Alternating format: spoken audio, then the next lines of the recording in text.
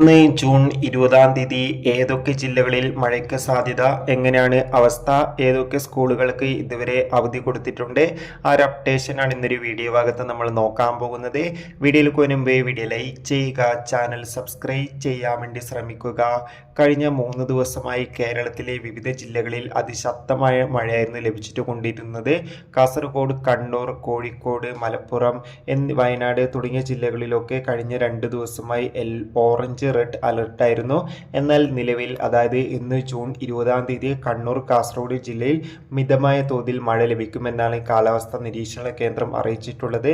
അതോടുകൂടി നിലവിലെ സ്കൂളുകൾക്കൊന്നും അവധി പ്രഖ്യാപിച്ചിട്ടില്ല. എന്തായാലും കാത്തിരിക്കാം. കൂടുതൽ അപ്ഡേഷൻ അറിയാൻ വേണ്ടി ഇനി അവധി പ്രഖ്യാപിച്ചാൽ ഉടൻ തന്നെ ആ ഒരു അപ്ഡേഷൻ നമ്മുടെ ചാനലിലൂടെ അപ്ലോഡ് ചെയ്യുന്നതായിരിക്കും. അതോടുകൂടി തന്നെ മിക്കവാറും ആലപ്പുഴ ജില്ലയിലെ കുട്ടനാട് താലൂക്കിലെ വിവിധ വിദ്യാഭ്യാസ സ്ഥാപനങ്ങൾക്ക് ഇന്ന് ജൂൺ 20 അവധി ലഭിക്കാനേറെ സാധ്യതയുണ്ട്. കാത്തിരിക്കാം കൂടുതൽ അപ്ഡേഷൻ അറിയാൻ വേണ്ടി. അടുത്തൊരു വീഡിയോയിൽ കാണുമ്പോൾ ഏവർക്കും ബൈ.